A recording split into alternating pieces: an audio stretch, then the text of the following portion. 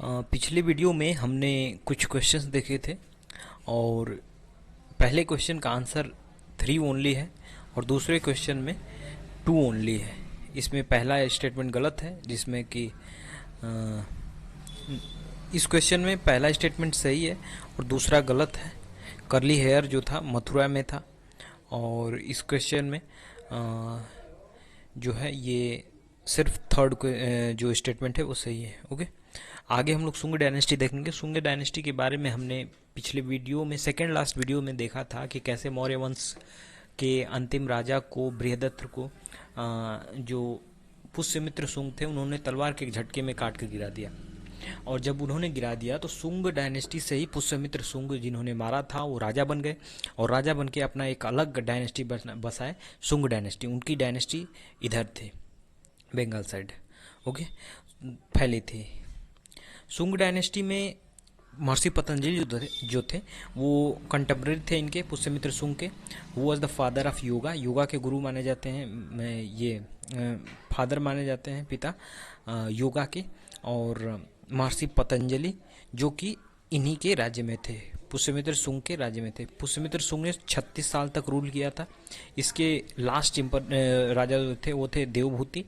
Devabhuti was the last king of सुंग dynasty और उसे मारा था कनवा डायनेस्टी के एक वासुदेव कनवा ने। उनका मिनिस्टर था जो कि वासुदेव कनवा था, उसने देवभूति को मार दिया। ओके, जब मारा तो मारकर अपने एक डायनेस्टी बना ली और उस डायनेस्टी का नाम पड़ा कनवा डायनेस्टी। ओके, कनवा डायनेस्टी के पहले राजा जो थे वो थे वासुदेव कनवा, जो कि इसे मारकर राजा बने थे और इन्हें यही फाउंडर थे इसके।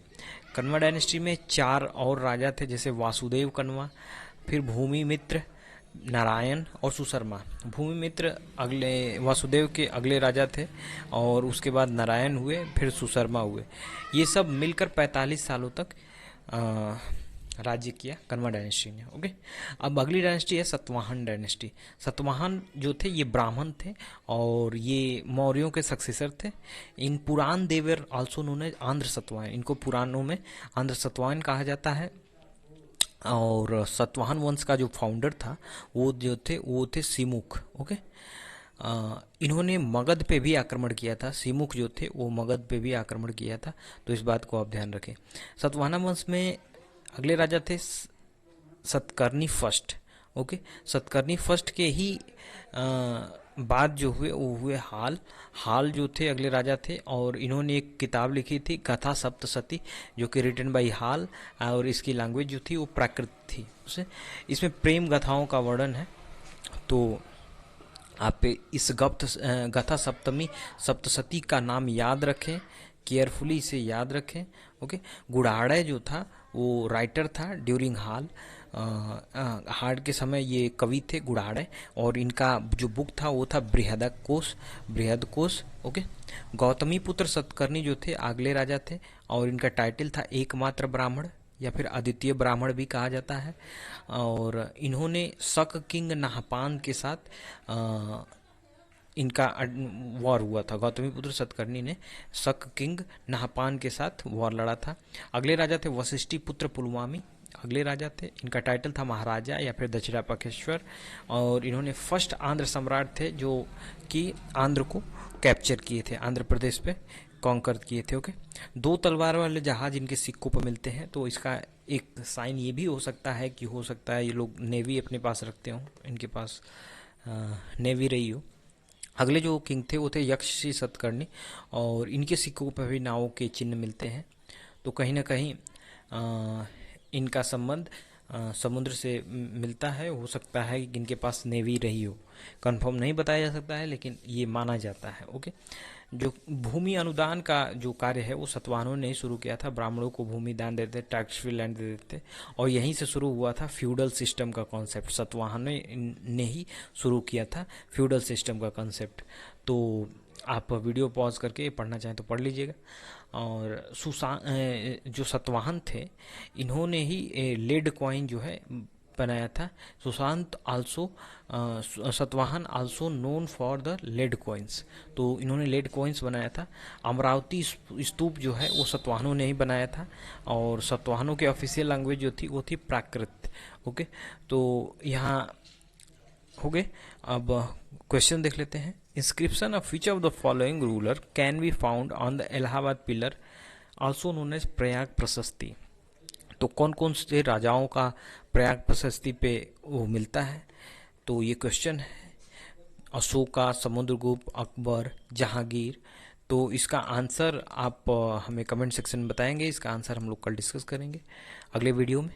ओके, अब अगली डायनेस्टी है शक डायनेस्टी। ये लोग घुमंतु थे, शक डायनेस्टी वाले, और ये फॉरेनर थे, ये बाहरी थे, बाहरी आक्रमण किए थे। 57 बीसी में मालवा के राजा विक्रमादित्य ने शक को डिफीट किया, शकों को डिफीट किया, और 57 बीसी में ही विक्रमी संवत चलाया था, विक्रमी कैलेंडर। तो 57 बीसी में विक्रमी कैलेंडर चलाया था। कैलेंडर का वीडियो मैंने एक सेपरेट बना रखा है, 5-7 मिनट का होगा। सभी कैलेंडर के बारे में मैंने बताया है, तो उसमें विक्रमी कैलेंडर को भी बताया है। और इसमें होता क्या है कि शकों के राजा को मालवा के राजा विक्रमादित्य डिफीट करते हैं और एक कैलेंडर चलाते हैं जिसे कहते हैं हम लोग विक्रमी कैलेंडर। ओके, ये जो कैलेंडर है इसकी स्पेशलिटी ये है कि ये हिंदू धर्म का ऑफिशियल कैलेंडर है।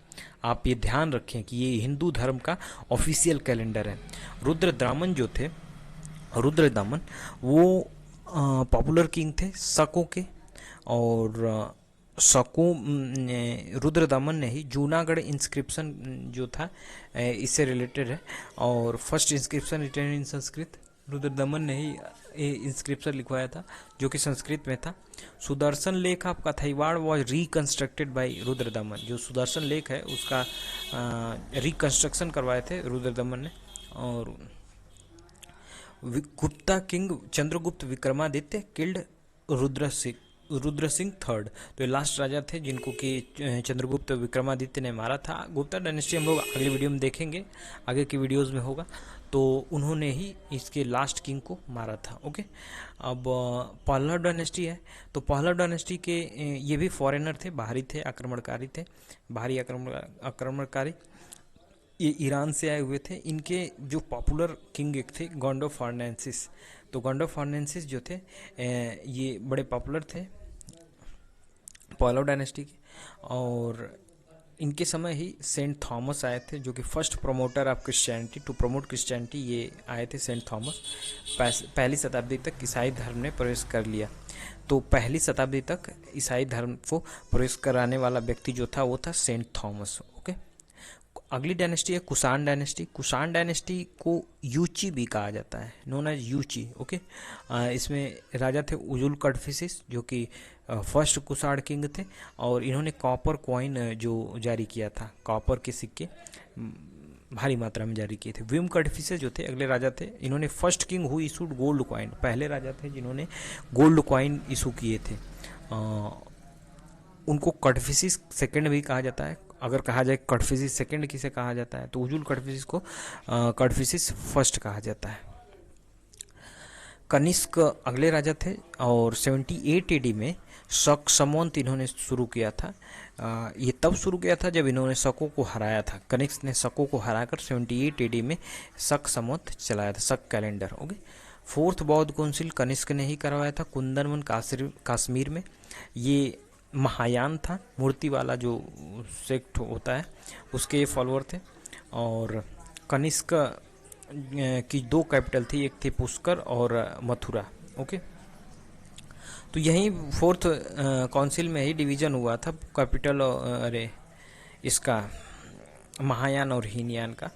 तो आगे हम लोग देखेंगे। जो कनिष्क की कैपिटल थी पुष्कर थी और एक मथुरा थी। तो यहाँ गंधार आर्ट कहा जाता है और यहाँ मथुरा आर्ट कहा जाता है। ओके, इन्होंने चाइना के राजा पांचाओ के साथ वार लड़ा था कनिष्क ने।